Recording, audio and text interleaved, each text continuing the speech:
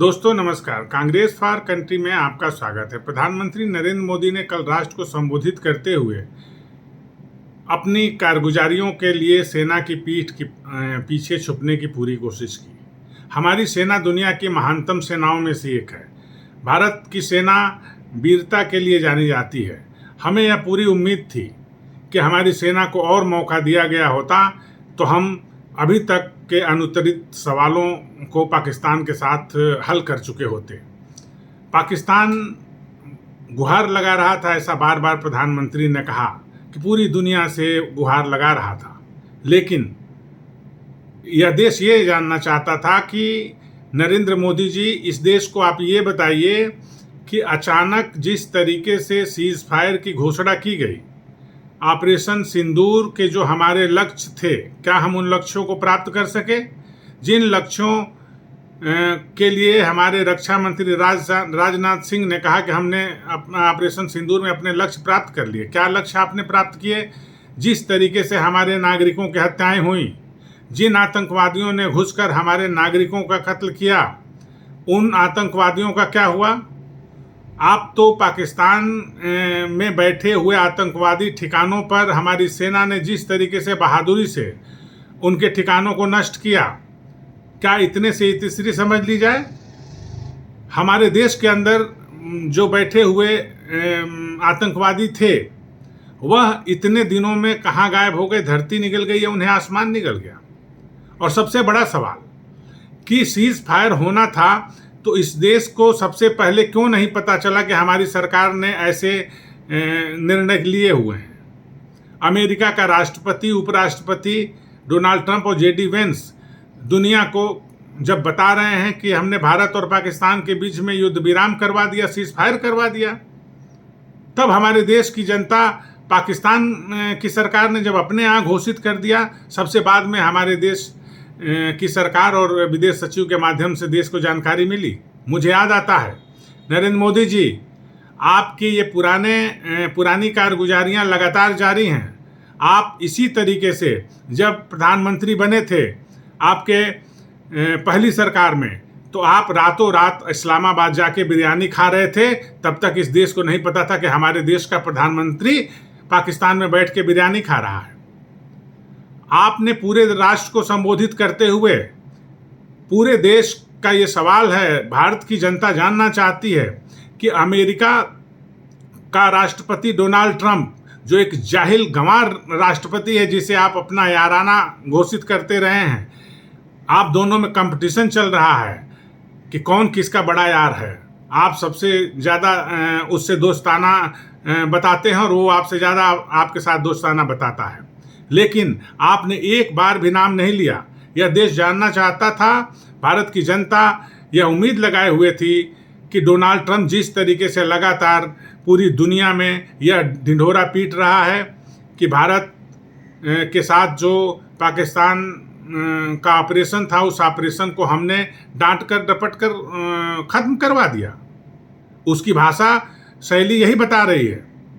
वह ये कह रहा है कि हमने इनको बोला कि आप बंद करो तत्काल, नहीं तो आपके साथ व्यापार बंद कर देंगे। दूसरी तरफ कश्मीर जैसे संवेदनशील सवाल पर आज़ादी के बाद से आज तक इतनी सरकारें आई गई, उसमें बहुत कमज़ोर सरकारें भी थी। आप तो अपनी सरकार को महानतम सरकार बताने में मशगूल हो और आपके नुमाइंदे पूरे देश में ढिंढोरा पीटते फिरते हैं कि आप विश्वगुरु हो, लेकिन आपकी सरकार ने कश्मीर जैसे संवेदनशील सवाल को अंतर्राष्ट्रीय बनने देने का कैसे रास्ता प्रशस्त कर दिया?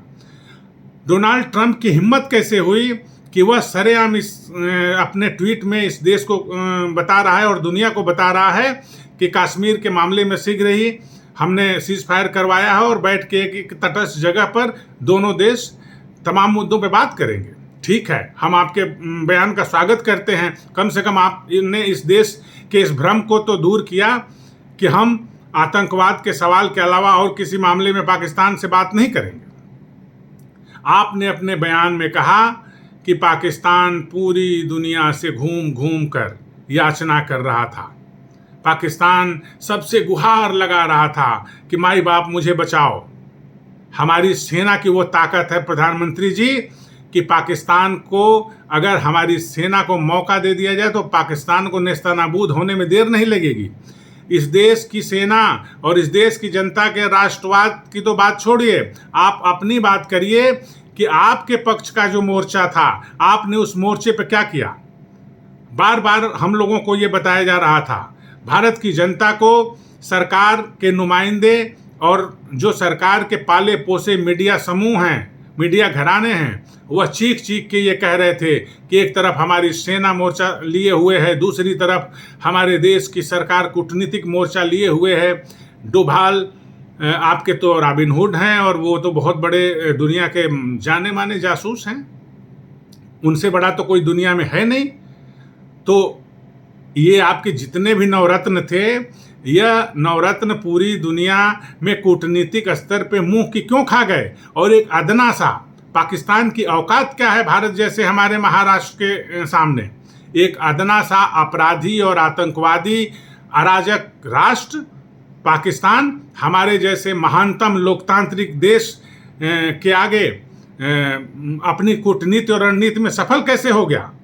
पूरे इस अभियान में हम लोगों को देखने को मिला, एक भी देश ने, एक तन्हा कोई देश ऐसा सामने नहीं आया जो भारत के साथ खड़ा हो, जो खुल के कहा हो, जिसने कहा हो कि नहीं हम भारत के साथ खड़े हैं। वहीं पाकिस्तान के साथ चीन समर्थन कर रहा था। डोनाल्ड ट्रंप को आप क्या समझ रहे हैं?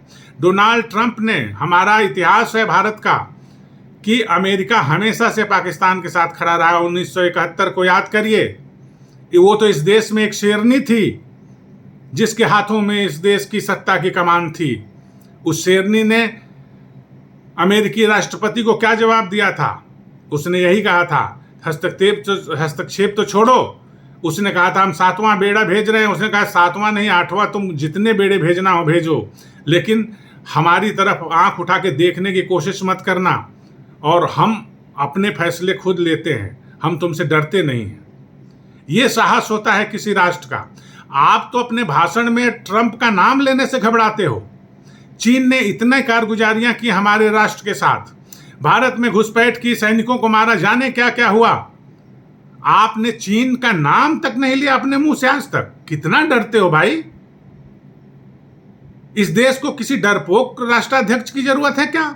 एक ऐसा प्रधानमंत्री इस देश को चाहिए जो अंदर से साहसी हो। यह ढिंढोरा पीटकर अभी खबर मिल रही है कि आप लोग फिर शुरू करने जा रहे हैं तिरंगा।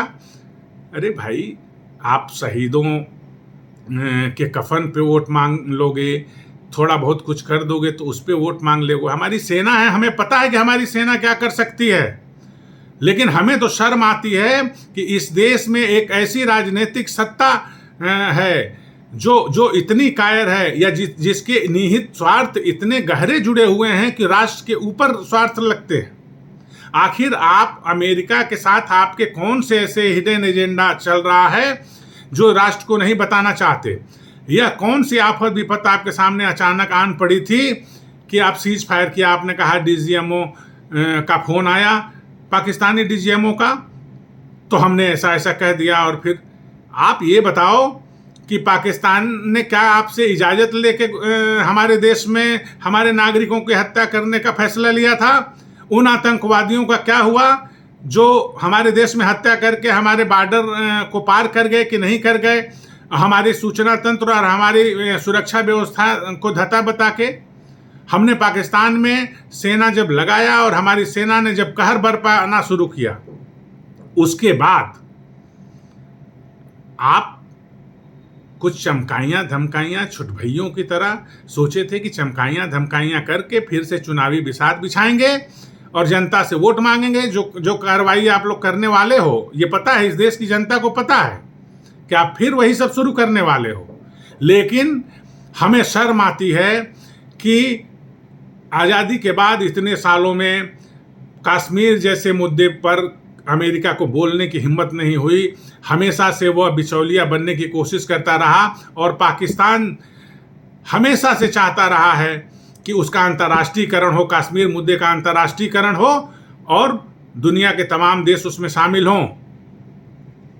अमेरिकी राष्ट्रपति डोनाल्ड ट्रंप ने जब ये कहा कि कश्मीर सहित तमाम मुद्दों, हजारों साल से, बताइए एक जाहिल प्रधानमंत्री, एक जाहिल राष्ट्रपति अमेरिका का, वह कर हजारों साल से कश्मीर मुद्दा इन दोनों देशों के बीच में विवाद का केंद्र रहा है। उसे न इतिहास का ककहरा पता है, न देश दुनिया के बारे में भौगोलिक स्थिति की जानकारी है। अमेरिका जाने और अमेरिका की जनता जाने, लेकिन हम अपने प्रधानमंत्री से जवाबदेही लेंगे और आपको जवाबदेही देनी पड़ेगी कि आतंकवादी घुसे तो कौन जवाबदेह था, हमारे यहाँ सुरक्षा व्यवस्था नहीं थी तो कौन जवाबदेह था, हमारी सेना जब लगाई गई तो हमारी सेना ने जिस तरीके से पाकिस्तान को नाके चने चबवाना शुरू किया, उसके बाद से सेना को बहुत उम्मीदें थी। सेना चाहती थी कि आगे जो आज इस कहानी का पटाक्षेप ही कर दिया जाए। ये आतंकवाद का रोज रोज रोना रोने से अच्छा है कि आज इसका पटाक्षेप ही कर दिया जाए। 22 केंद्रों का आपने में से आपने 9 जगह बम गिरा दिए, उनके जो संरक्षण गृह थे और ट्रेनिंग कैंप्स थे उनको आपने नेस्तनाबूद कर दिया हमारी सेना ने। लेकिन बाकियों का क्या हुआ? जो आतंकवादी घुसे थे वो कब कैसे निकल गए? 22 तारीख से लेकर 7 तारीख के बीच में हम हाथ पे हाथ धरे कैसे बैठे रह गए? अगर हमारे कश्मीर में ही घुसे हुए बैठे हैं तो हम क्या कर रहे हैं? अगर वो पाकिस्तान भागने में सफल हो गए? इन दोनों ही प्रश्नों का उत्तर ये है कि यह हमारी घोर असफलता है और ये हमारी सरकार की जवाबदेही है। और जवाबदेही से भागती हुई सरकार यह कतई नहीं कर सकती कि सेना की पीठ के पीछे छुपकर सेना बहादुर है। अरे हमें पता है हमारी सेना बहादुर है। आपकी बहादुरी हम देखना चाहते थे, आपके अंदर का जो नैतिक साहस था। आपको बताना चाहिए था इस देश को, भारत की जनता को, कि भारत की राजनीतिक जो हमारा नेतृत्व है वह नेतृत्व हर समय भारत की जनता के लिए और भारत के स्वाभिमान के लिए और संप्रभुता के लिए डटा हुआ है। लेकिन नहीं साहब, आपने एक बार नाम नहीं लिया। आपको यह कहने में क्यों गुरेज हो रहा था? तुरंत जिस दिन ट्रंप ने ट्वीट किया था उसी दिन आपको फोन लगा के सबसे पहले कहना चाहिए था कि महोदय आप अपनी जबान को लगाम दें और भारत और पाकिस्तान के आंतरिक मामलों में हम निपटेंगे। हमारा दुश्मन है वो, और हमारे यहाँ जिस तरीके से उसने कारगुजारी की है उसका जवाब देंगे। लेकिन यह जो चमत्कारिक तौर पे घटनाक्रम हुए इसकी समीक्षा अगर की जाए, शुरुआत में हम लोगों ने देखा कि ट्रंप ने और जेडी वेंस ने दोनों ने कहा कि यह आंतरिक मामला है भारत का और आतंकवाद के खिलाफ सीमित कार्रवाई है। ठीक है, किसी ने कोई आपत्ति नहीं की। लेकिन 2 दिन बीतते ही ऐसे बदलाव आए। आपने कहा कि गुहार लगा रहा था पाकिस्तान। साहब वो गुहार तो हमेशा लगाता है। पाकिस्तान जैसा छद्म राष्ट्र दुनिया में वो नायाब राष्ट्र है। वह धोखा करने, छल कपट करने में महारत हासिल है। इतने सालों से हमारे मुल्क में, भारत में जिस तरीके से आतंकवादी कार्रवाइयां वो करता रहा है और आज तक हम उसको समय समय पे जो हमारे स्टिंग ऑपरेशन हुए, स्टिंग ऑपरेशन से हमने जो तत्कालिक बढ़त हासिल की, क्या उससे आतंकवाद की कार्रवाई रुक गई? आपने जिस तरीके से सीज फायर कर दिया ट्रंप के कहने पे, तो क्या हमारे उद्देश्य पूरे हो गए? अभी तो हमारी सेना, हमारे देश की जनता चाह रही थी कि इसी लगे हाथ हम पीओके को अपने हाथ में ले लें। सबसे ज़्यादा आतंकवादी केंद्र वहीं हैं, हमारे ही क्षेत्र में बैठकर, पाक अधिकृत कश्मीर में बैठकर पाकिस्तान हमारे ही खिलाफ सबसे ज़्यादा साजिशें और हमले कर रहा है। यह मौका था, हम ले सकते थे।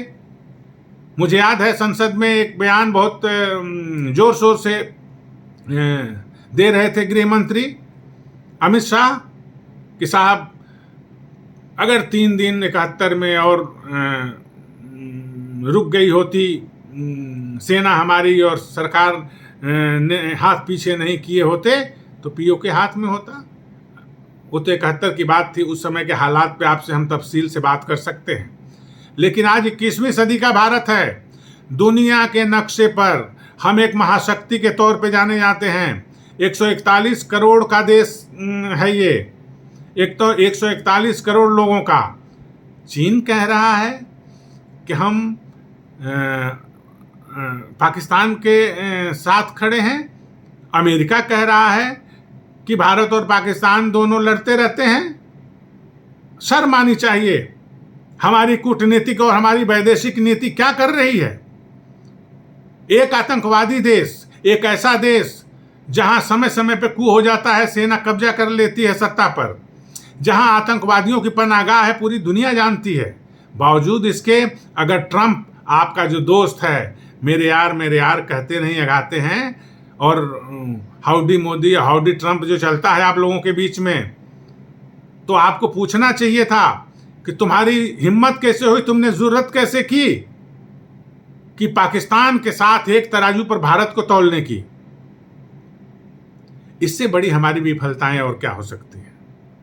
जहां तक सेना का सवाल है, चीन ने उसको, पाकिस्तान को ऐसे ऐसे हथियार दिए हैं। द टेलीग्राफ की रिपोर्ट आपने देखी होगी।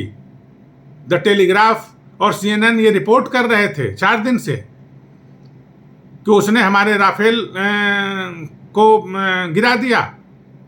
अगर उसने राफेल को गिरा दिया, अगर उसकी रिपोर्ट में जरा भी सही उसकी रिपोर्ट है, और हमारे DGMO में प्रेस कॉन्फ्रेंस में जब पत्रकारों ने ये सवाल पूछा तो DGMO ने भी उससे साफ इनकार नहीं किया।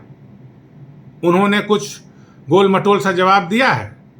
तो क्या यह सच है? यह देश जानना चाहता है कि जिस राफेल पर इतना इतरा रही थी हमारी सरकार, वह राफेल जिसको उसके बेसिक मूल्य से और बाजार मूल्य से कई गुना बड़े दाम पर बढ़कर खरीदा था हमारी सरकार ने, और राफेल जैसा घोटाला इस देश के महानतम घोटालों में शुमार है, उस राफेल का क्या हुआ यह देश को बताना पड़ेगा आपको।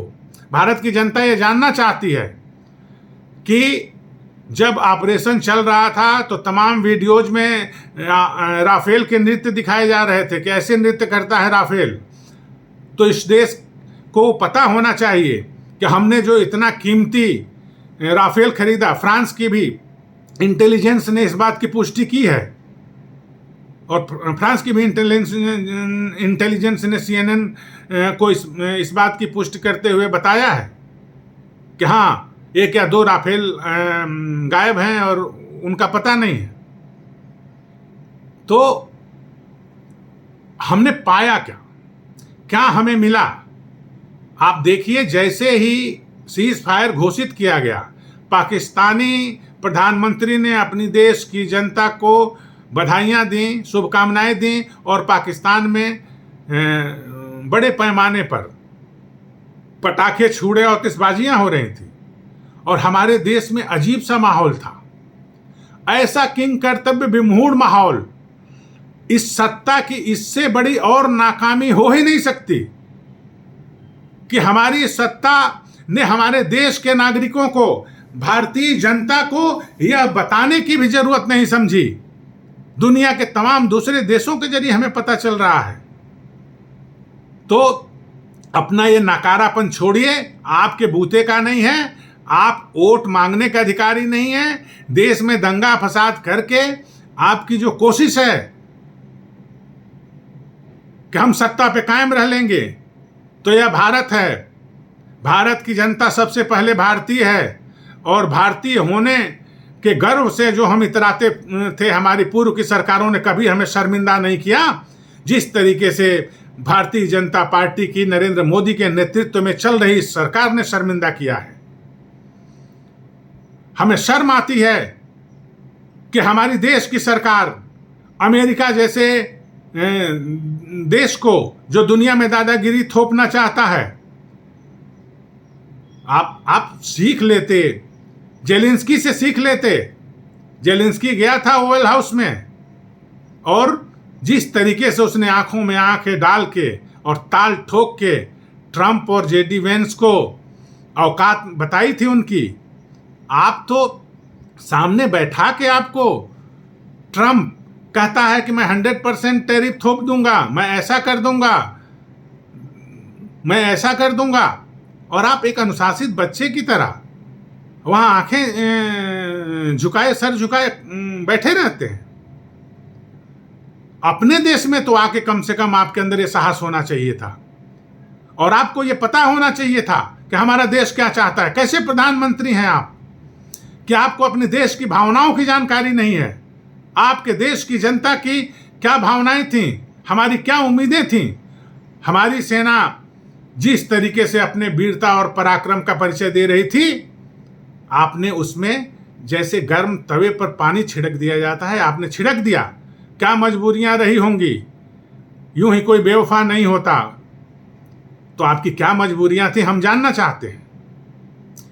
और इसमें कतई कोई दो राय नहीं है कि व्यापार, कौन सा व्यापार करते हैं आप अमेरिका के साथ? सबसे बड़ा दुनिया के सबसे बड़ा बाजार तो हम लेके बैठे हुए हैं। भारत दुनिया के सबसे बड़े बाजारों में से एक है।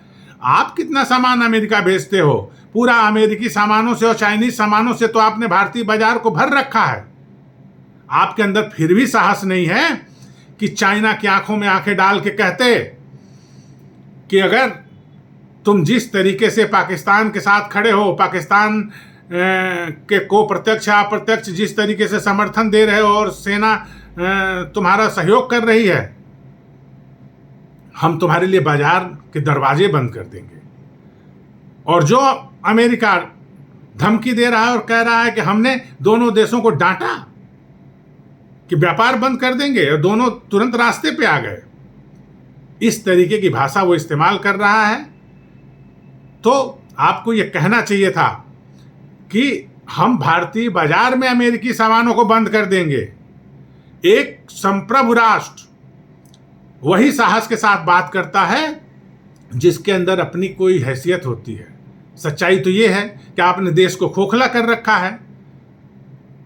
कोई भी देश साहस के साथ कैसे बात करता है? अमेरिका के खिलाफ चीन कैसे साहस से बात करता है? इसलिए करता है कि उसकी आर्थिक हैसियत उसने बनाई हुई है, सैनिक हैसियत बनाई हुई है। लेकिन आप तो जब मन होता है कटोरा लेके चल देते हो। देश में बेरोजगारी, हमारे नौजवान, करोड़ों नौजवान बेरोजगार घूम रहे हैं। अगर उनके हाथों को काम होता तो इस देश की आर्थिक हालात बेहतर नहीं होते। अगर प्रति व्यक्ति आय बढ़ती, इस देश की जनता, कोई 81 करोड़ जनता को आप कटोरा लेके खड़ा कराए हो और बता रहे हो 5 किलो अनाज देते हैं, इतरा रहे हो, इस पे गर्व करते हो। यह शर्म की बात है।